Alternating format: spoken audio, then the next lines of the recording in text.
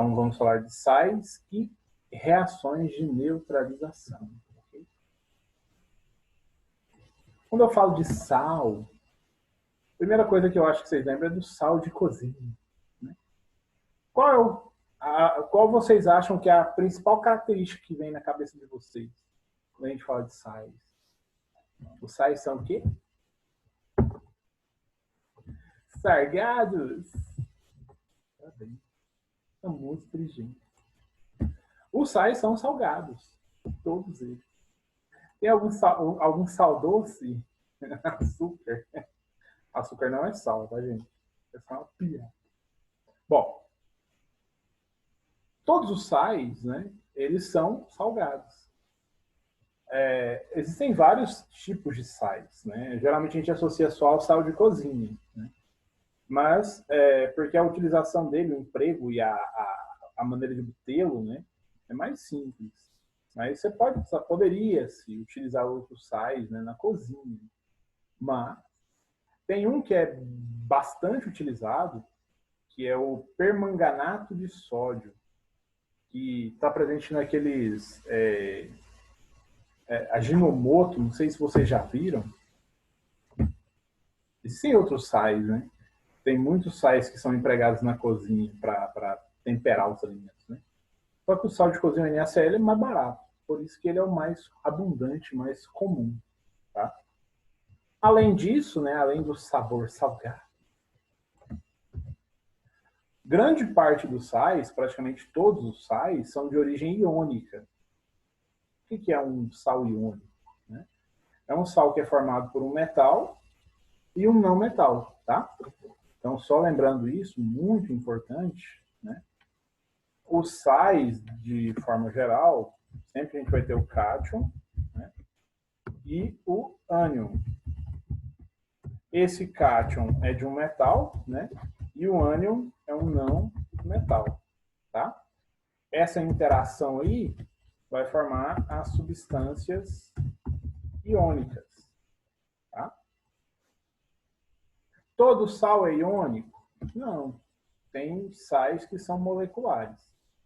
O caso mais comum deles é o cloreto de amônio, que é o sal amoníaco, o pessoal utiliza para descolorir cabelo, né?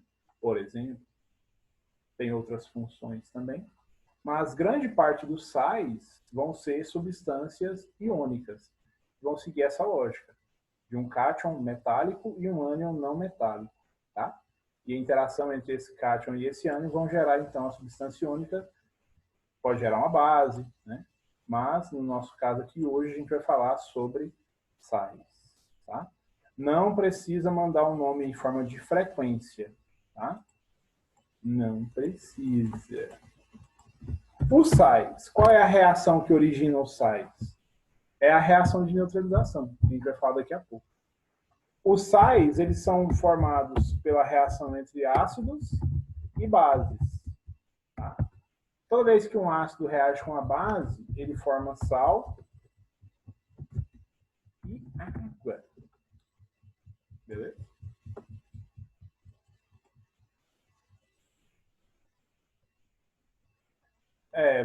Sim, claro. O Moisés me pergunta se todo sal é comestível, né? Alguns vão ter um sabor muito característico, tá? Quando eu falo deles serem salgados, né? É mais porque a gente associa o sal ao sal de cozinha. Né? Mas alguns, o sabor deles não vai ser tão característico quanto o do sal de cozinha. Mas você vai ter sais que são, por exemplo, sabe aquele acidente que aconteceu aqui em Goiânia com o Césio? O sal que tinha dentro da cápsula lá, que era utilizado para fazer raio-x, é um sal. Eu não sei se eu falei que era um sal, mas ele é um sal, é o cloreto de césio. Ele é um sal radioativo, é uma substância radioativa. Entendeu? Quando você pega essas substâncias radioativas assim, geralmente elas são sais. Por exemplo, o urânio e o plutônio. O plutônio? Que foram utilizados nas bombas de Hiroshima e Nagasaki lá. Eram sais, eram cloretos. É o hexacloreto de urânio. É o hexafluoreto. É o UF6, a estrutura dele. é o hexacloreto de urânio. Então, esses sais radioativos, né, você pode comer, né? Vai ser a última refeição que você vai ter, provavelmente. Mas é muito nessa lógica, tá? Sempre vai ter um grupo de substâncias. O que a gente está falando aqui é da função, né? Qual é a função dos sais, né? Ter o cátion diferente de H+, né? E o ânion diferente de OH-. Essa é a característica geral dos sais, né? Só que cada sal vai ter sua própria propriedade, suas próprias características. Mas, de forma geral, né, o sal ele tem essa configuração. Os que são mais presentes no oceano, de todos eles, a maior concentração é o sal de cozinha, o NaCl. Mas você tem alguns carbonatos, tem cloretos, tem iodetos, fluoretos de cálcio, de sódio, de vários outros metais alcalinos, né? Vocês sabem da proveniência, de onde vêm esses sais nos oceanos? Toda a vida que um dia existiu na água, né, morreu. Né? E esses animais, eles tinham esqueletos internos, exoesqueletos, né? E a existência dessas vidas, né, quando essas vidas deixaram de viver, né, esses sais, essas substâncias se mantiveram na água. Então, a concentração de sais que a gente tem hoje, ela é proveniente desses estilos de vida, dessas vidas, entendeu? Não diria apenas fósseis, né? Porque dentro da água é mais difícil encontrar um fóssil. Porque como a água solubiliza muito essas substâncias, grande parte dessas substâncias, né? Nem todas vão se manter, a grande maioria não vai se manter no estado de fóssil. O fóssil ele seria o que a gente considera ser preservado, né? Uma estrutura que um dia foi viva e que hoje se mantém preservada. Entendeu? Mas, basicamente, né, a principal característica dos sais é o fato de eles serem substâncias iônicas, né, serem sólidos iônicos. Eles geralmente são muito parecidos com o sal de cozinha, ou são esbranquiçados, ou são amarelados, né? E eles são excelentes condutores elétricos e térmicos quando dissolvidos em água, a gente já falou sobre isso lá nas soluções eletrolíticas, né? E também quando fundidos. O que é uma substância fundida? Não é fundida, é fundida. Quando ela está no seu estado líquido, quando ela foi aquecida até atingir o ponto de fusão. Tá? E no caso dos sais, mais especificamente, o sal ele tem um cátion diferente de H+, geralmente é um cátion metálico, né? E o ânion diferente de OH-. Ok? Porque se for H+, o cátion, eu tenho um ácido. Né? Se for um ânion OH-, eu tenho uma base. Ok? Aí alguns exemplos aqui. O cloreto de sódio, sal de cozinha, o cátion e o ânion dele. O cátion Na+, e o ânion Cl-. Né? O sulfeto de potássio, o K2S, é o cátion K+, né? E o ânion S2-. O nitrato de sódio e o nitrato de cálcio, né? O NaNO3 e o CaNO3-2. Formam o Na+, e o NO3-. E o Ca aqui é 2+, faltou um 2 aqui. Deixa eu tentar escrever esse 2 aqui, inclusive. Nossa, que merda de 2 aí. Mas deu para entender. A carga do cálcio 2+, né? Aí gera, então, esse cátion e o ânion NO3-. Né? Lembra da aula anterior, quando a gente falou dos cátions e ânions e o cruzamento das suas cargas, né? Para poder dar origem à estrutura, né? A fórmula estrutural, a fórmula molecular, né? Aqui é a mesma coisa. A carga do Na vai para o Cl e a carga do Cl vai para o Na, né? 1 e 1, por isso fica Na1Cl1, ou NaCl. Tá? Bom, a solubilidade dos sais. Tem uma tabelinha aqui. Essa tabela não é uma tabela que vocês vão ter que decorar, né? Dê uma olhadinha nela aí rapidinho. Aqui ele fala de sais que são solúveis e insolúveis, tá? Por exemplo, os sais que têm cloro, bromo e iodo, como ânions, exceto os sais, né, o cloreto de prata, né, o brometo de prata, o iodeto de chumbo, o cloreto de mercúrio, né? Toda vez que eu tiver a prata, o chumbo ou o mercúrio, o sal vai ser insolúvel, tá? Os outros sais, os outros cloretos, brometos, iodetos, eles vão ser solúveis em água. No caso dos sulfetos, somente quando o sulfeto estiver ligado ao amônio, ao NH4+, ou então ligado a elementos dos grupos 1 e 2, famílias 1 e 2 da tabela periódica. Todos os nitratos são solúveis em água. Toda vez que então você tiver o ânion NO3, aquela substância vai ser solúvel em água. Os sulfatos, exceto os sulfatos de prata, cálcio, bário, estrôncio e chumbo, que são insolúveis, os demais, todos eles são solúveis. Tá? Os carbonatos e fosfatos, também os elementos do grupo 1 e o amônio, quando estiverem ligados ao carbonato e ao fosfato, você vai ter substâncias solúveis. O restante vai ser insolúvel. Né? Os hidróxidos, né? Os hidróxidos de amônio, de cálcio, estrôncio e bário, e do grupo 1, né? São lítio, sódio, potássio, rubídio, césio e frâncio, são solúveis, os outros são insolúveis. E os demais sais, né? Provenientes dos demais ânions, somente quando eles estiverem ligados aos cátions do grupo 1 e ao amônio, tá? O restante é tudo insolúvel, tá? Os exercícios, geralmente, quando eles tratam de solubilidade, eles vão te falar sobre a substância, se ela é ou não solúvel, entendeu? A nomenclatura dos sais. A nomenclatura dos sais, ela depende dessa tabelinha aqui, ó. Eu tenho o nome do ácido, o sufixo do ácido, se é cloreto, sulfeto, desculpa, se é clorídrico, se é sulfídrico, sulfúrico, sulfuroso, fosforoso, enfim. O nome do ácido, a gente vai substituir o final dele por um outro termo, por um outro sufixo, e esse sufixo vai indicar que aquele sal é proveniente daquele ácido, né? Lembra que a reação que forma os sais, ela depende do ácido e da base. Então, por exemplo, eu tenho o ácido clorídrico. Qual que é a terminação do ácido clorídrico? Hídrico. Eu vou substituir, então, o termo hídrico por eto. Tá? Quando eu substituo o termo hídrico por eto, eu vou ter, então, o nome do ânion proveniente desse ácido. Então, o ânion proveniente do ácido clorídrico é o ânion cloreto. Quem é o ânion cloreto? É o Cl-. Tá? O Cl- ele é proveniente de qual ácido? Do clorídrico. Okay? Toda vez, então, que terminar em hídrico, eu substituo o hídrico por eto. Quando terminar em ico, que é o caso do ácido nítrico, que é o HNO3, né? Ele forma o NO3. Como é que é o nome desse ânion aqui? Toda vez que terminar em ico, né? Eu substituo o ico por ato. Então, eu tiro o ico e coloco o ato. Vai ficar, então, nitrato. Tá? Por exemplo, o caso do ácido sulfúrico, que é o H2SO4. Ele forma o SO4. Sulfúrico, eu tiro o ico e adiciono o ato. Então, vai ficar sulfato.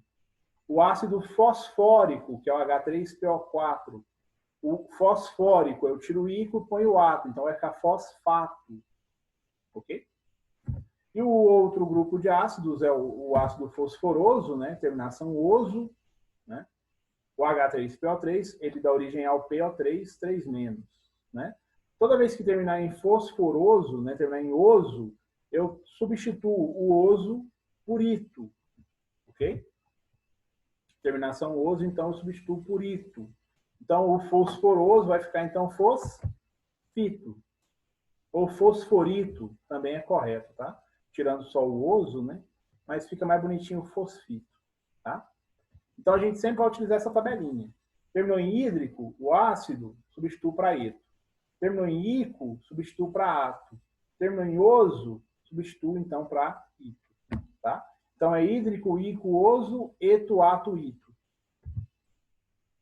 Essa tabela aqui tem os nomes dos ânions mais comuns, né? Tem o caso aqui, ó, do fluoreto, que é do ácido fluorídrico, né? O cloreto, que é do ácido clorídrico, o brometo, do ácido bromídrico, o iodeto, que é do iodídrico, né? O cianeto, que é do ácido cianídrico, né? Tem aqui o sulfeto, que é do ácido sulfídrico, né? Aí tem o clorato, é do ácido clórico, que é o HClO3. O ácido sulfúrico, que é o SO4, forma o sulfato. Aí o carbonato é do ácido carbônico, né? Então vai formar o carbonato. Aí tem o hidrogênio carbonato, ou bicarbonato, né? Que é o HCO3. A gente falou sobre ele semana passada, do bicarbonato de sódio, né? O fosfato, ó, que é o PO4. O cromato, que é o CrO4, e o dicromato, que é o Cr2O7, o permanganato, que é o NNO4, né? E o nitrato, o NO3, né? Aí eu coloquei aqui o sulfito, que só tem um, o SO3, né? Igual o fosfito, lá tem também o sulfito. Olha a diferença do sulfato para o sulfito. No sulfato eu tenho o SO4 e no sulfito o SO3, então tem um oxigênio a menos. Igual aquela nomenclatura dos ácidos que a gente fez. Gente, só lembrando, quem não fez, quem não assistiu às aulas anteriores, os links estão todos na sala de vocês lá no Google Sala de Aula. São links de vídeos no YouTube. Então, velho, se tem alguma dúvida, alguma coisa, assista os vídeos. Assista aos vídeos anteriores, tá? Bom, nomenclatura, então, dos sais. O nome do sal depende do ânion do ácido, né? A estrutura é essa. O nome do sal é igual a nome do ânion de o nome do cátion, tá?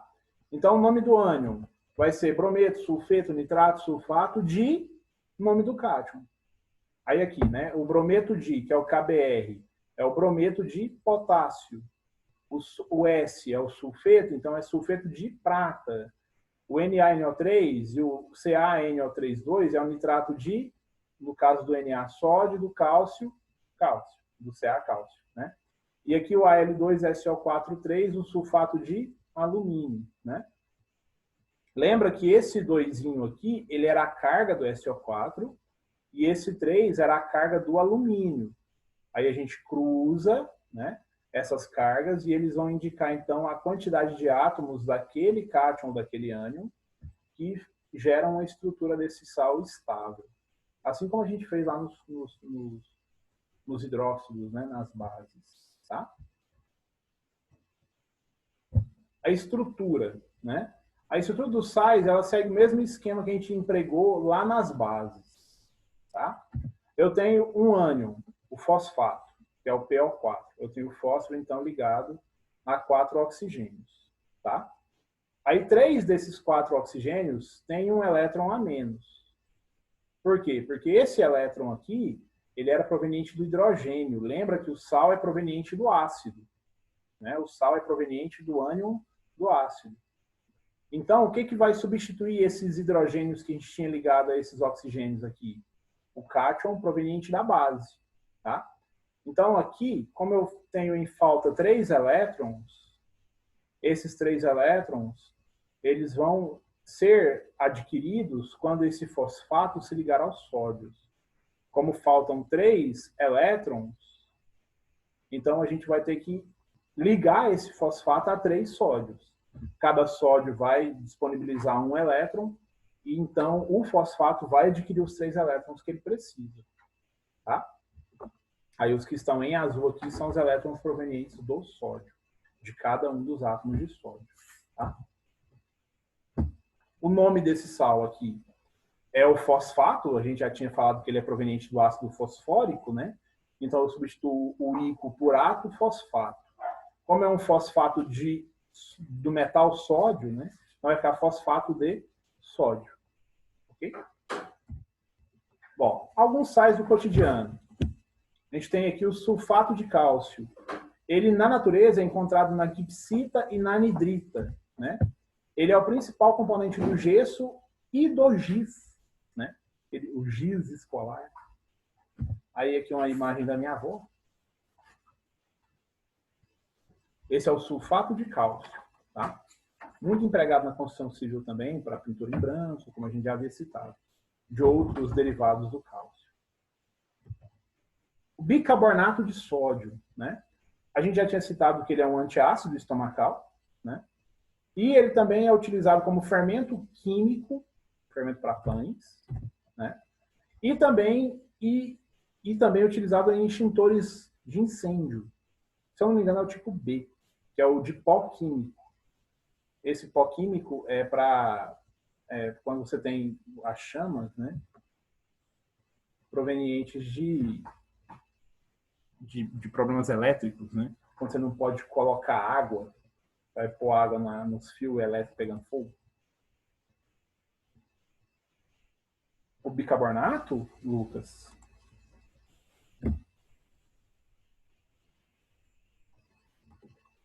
Uai. Tem muito mito sobre bicarbonato, cara. Muito. Milhares, milhares, milhares.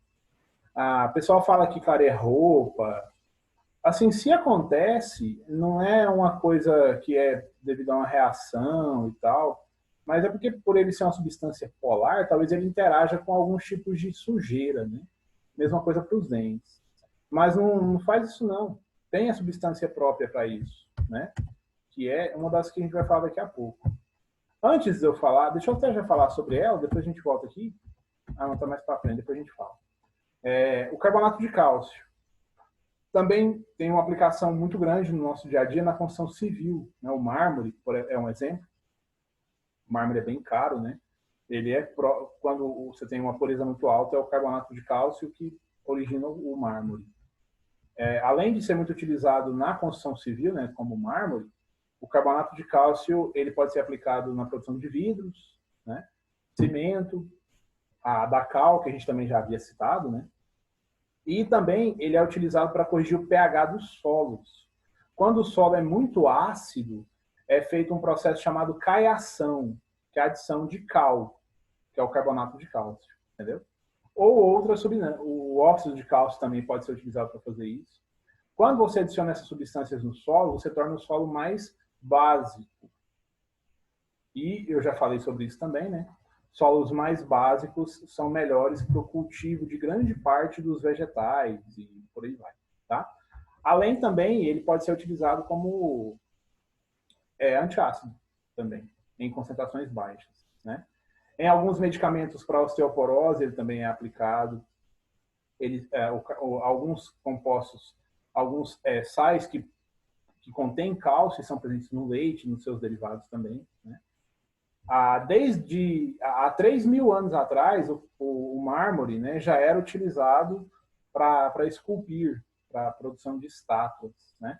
Essa aqui é uma estátua é um busto, né, na realidade, do Giovanni Strazza, né, italiano. Ela foi feita na década de 1860 e ela é chamada de Virgem Velada, né, uma mulher com um véu, né, no rosto. O mais curioso aqui, né, é o fato de que esse véu é mármore, não é um véu, é mármore. Aí vocês imaginam então que o mármore é um dos materiais mais duros que existe na natureza e existem artistas que conseguem manipulá-lo de tal maneira que você consegue fazer os vínculos de um tecido, associar, né, parece com tecido. São obras muito bonitas, existem diversas, né, de mármore. Na Europa é muito comum.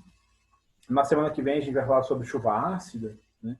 A gente vai voltar um pouco a falar sobre essa questão do mármore, que ele reage muito, né, quando você tem chuva ácida, porque afinal de contas é um sal que é proveniente de uma base. Né? Bom, além desse, né, o hipoclorito de sódio, tá? O hipoclorito de sódio ele é comercializado com o nome de água sanitária, que boa, né? E ele é um agente bactericida muito bom, muito forte, muito potente, né? Além disso, ele é utilizado em roupas, né, para poder tirar o mau cheiro, enfim. E ele também tem a capacidade, quando é mal dissolvido em água, se ele entrar em contato direto com o tecido, ele remove a tintura do tecido. Então, se você já viu alguma roupa manchada de que boa, né, provavelmente foi porque a pessoa caiu, né, a que boa, a água sanitária na roupa sem água. Por que isso acontece? Essas roupas são tingidas, né? Elas são pintadas. Então, o hipoclorito de sódio ele reage com essa tintura, ele remove essa tintura. Então, a roupa ela adquire o tom de cor que ela tinha antes de ser tingida. Entendeu? Aí, como eu falava, né, de uma substância própria para, tanto não para o clareamento especificamente, mas para o fortalecimento dos dentes, né? não sei se vocês sabem, mas o dente branco demais, ele não é saudável. O dente forte, mais resistente, é um dente mais amarelado, né? Por quê? Porque o cálcio não é branco. Lembra que eu falei que os sais podem ser esbranquiçados ou amarelados, né? Os nossos ossos não são branquinhos. Eles têm um tom mais amareladinho. Se alguém quiser fazer o teste, tenta quebrar o braço ou fazer um corte profundo. Bom, no caso do fluoreto de sódio, né, que é um sal bastante empregado no nosso dia a dia, ele é utilizado nos cremes dentais, tá? Ele tem uma ação antibacteriana, ele é bactericida, né, ele mata bactérias, e também ele mata alguns micro-organismos, né, no caso das cáries, por exemplo. Ele é muito aplicado, é recomendado pela Organização Mundial de Saúde a utilização do flúor, de ânions, fluoreto, nos cremes dentais, porque ele tem, além dessa ação de matar micro-organismos que estejam vivendo na sua boca, na sua garganta, né, ele reduz os riscos de inflamação das amígdalas, né, amidalite. E ele é muito importante para o desenvolvimento dos dentes, né, da dentição, tanto da dentição de leite, né, das crianças, também para os dentes adultos, né, os dentes já fixos. E ele também interage quimicamente com o esmalte do dente, né, que é como se fosse uma proteção natural dos dentes, tornando os dentes mais resistentes, né? Então, escovar os dentes é muito importante. Acho que não tem que nem comentar, né, gente, do quão óbvio é, né?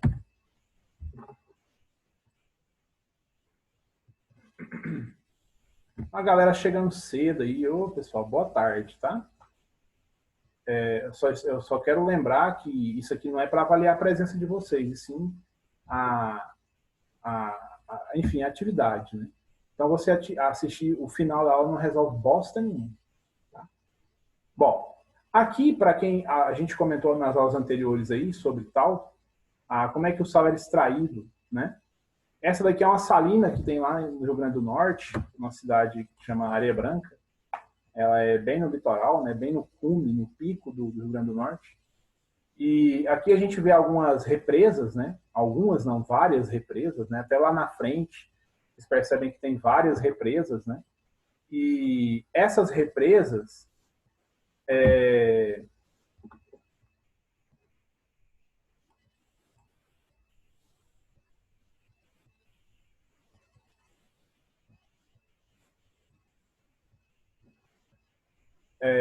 tem essas várias represas aí, né? Elas são utilizadas para se colocar a água do mar, né? E essa água do mar, por ter um teor de como é que se fala, um teor de sais bem alto, né?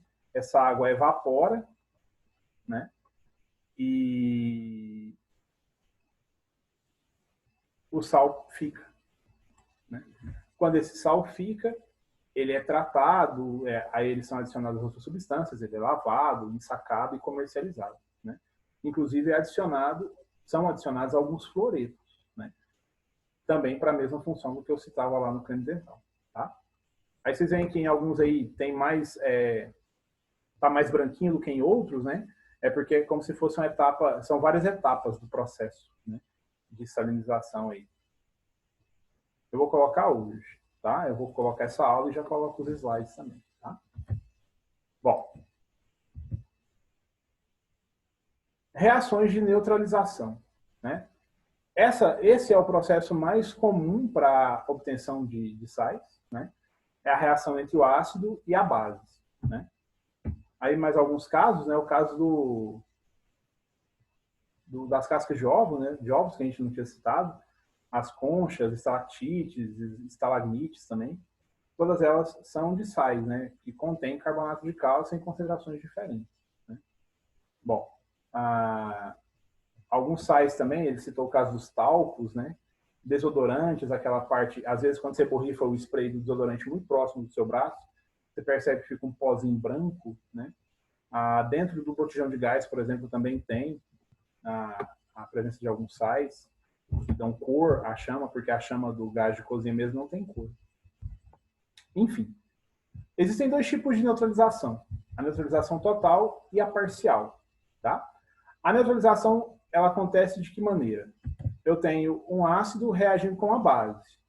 Lembra que no ácido a gente tem o H+, e na base a gente tem o OH-. Esse H+ e esse OH-, eles interagem formando moléculas de água, tá? E o cátion da base e o ânion do ácido, eles também interagem e essa interação vai formar, então, o sal, tá? Outros exemplos aí, o ácido carbônico reagindo com hidróxido de cálcio, o CO3 vai reagir com o cálcio, formando o carbonato de cálcio, e os dois hidrogênios aqui, eles vão reagir com as duas hidroxilas. Essas duas hidroxilas reagindo com esses dois hidrogênios vão formar, então, duas moléculas de água, tá? Aqui embaixo também, o ácido sulfúrico, eu tenho dois hidrogênios e eu tenho 2 NaOH, então quer dizer que eu tenho duas hidroxilas. Essas duas hidroxilas também reagem com esses dois hidrogênios, formando duas moléculas de água, e o Na, que é o cátion da base, reage com o ânion do ácido, formando o sulfato de sódio, tá? Então, sempre é isso. O ânion do ácido, né, reage com o cátion da base e forma o sal. E o cátion do ácido, que é o H+, reage com o ânion da base, que é a hidroxila, formando água, tá? Bom.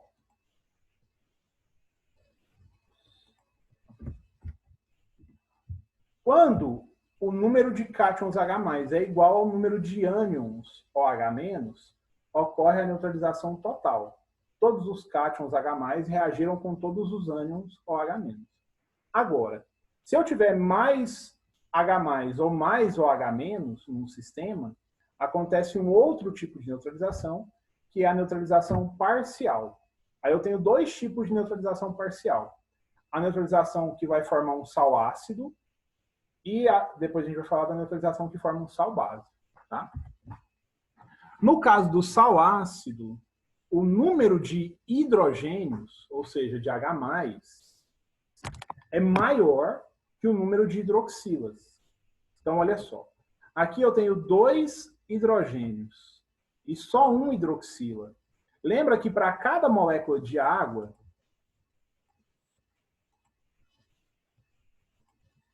eu tenho um H, o H+, né? Mais uma hidroxila, mais um OH-. Toda vez que eu tenho um H+ e um OH-, eu tenho a formação da molécula HOH, né? Que a gente também chama de água, H2O, tá? Então, se eu tiver 2 hidrogênios, 2 H+ e um OH-, vai continuar formando só um H2O e vai sobrar o quê? Um H+. Entendeu? Se eu tivesse 2 OH- e 2 H+, aí não sobraria ninguém, porque eu conseguiria reagir, interagir todos, formando, então, duas moléculas de água. Tá? Bom, nesse caso aqui, como eu tenho 2 hidrogênios e um hidroxila, eu consigo formar apenas uma molécula de água. Então, vai sobrar um hidrogênio. Quando sobra um hidrogênio, esse hidrogênio vai se ligar ao cátion da base e ao ânion do ácido, formando um sal que tem esse hidrogênio em excesso, né? Quando isso acontece, eu tenho a formação de um sal ácido. Por que ele é chamado de sal ácido? Porque tem um H+, um hidrogênio, proveniente do ácido. Esse sal também é chamado de hidrogênio sal, tá? Esse aqui é o clássico, a gente já falou sobre ele muito, né? Que é o bicarbonato de sódio ou hidrogênio carbonato de sódio, tá? No caso do sal básico, nós temos menos H+ que OH-. Então, eu tenho mais hidroxilas do que H+. Tá? Olha o exemplo. Eu tenho o HCl e o MgOH2. Então, eu tenho o ácido clorídrico reagindo com hidróxido de magnésio. Esse um hidrogênio vai reagir com uma das hidroxilas, formando uma molécula de água. Só que ainda vai sobrar um hidroxila. Essa hidroxila vai se ligar ao cátion dessa base e ao ânion do sal, do ácido. Né? Quando ocorre essa interação entre o cloro, o magnésio e essa hidroxila, eu tenho a formação, então, desse sal. Esse sal é chamado de sal básico ou hidroxissal. É um sal com hidroxila. Tá? Esse aqui é o hidroxicloreto de magnésio. Ou cloreto básico de magnésio. Ok? Beleza. Era isso que nós tínhamos para falar hoje. Muito obrigado pela atenção.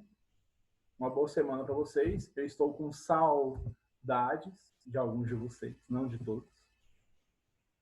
Uma boa semana para vocês. Qualquer dúvida, eu estou à disposição. A atividade dessa semana é até quarta-feira, são poucos exercícios, então já os façam. Se tiver alguma dúvida, me procurem, tá? Sobre o sal grosso, eu não sei se eu já comentei, o sal grosso nada mais é do que cristais do sal de cozinha, entendeu? E esses grãos do sal de cozinha, eles são colocados em um ambiente úmido e esses grãos, eles começam a se aglutinar. Então, eles vão formar um grão maior, que é o sal grosso, tá? Não é um sal diferente de outros sais, tá? Aí, hoje, existem outros sais no mercado, né? Sal rosa, sal do Himalaia, não sei o quê. Esses, sim, eles têm certas características específicas, tá? Mas não tem nada de ser mais saudável, não sei o quê. Esse dessa semana, essa atividade tá lá no Google Sala de Aula, depois vocês leiam as instruções direitinho lá, tá? Pessoal, uma boa semana para vocês, fiquem com Deus, qualquer coisa eu estou à disposição. Um abraço e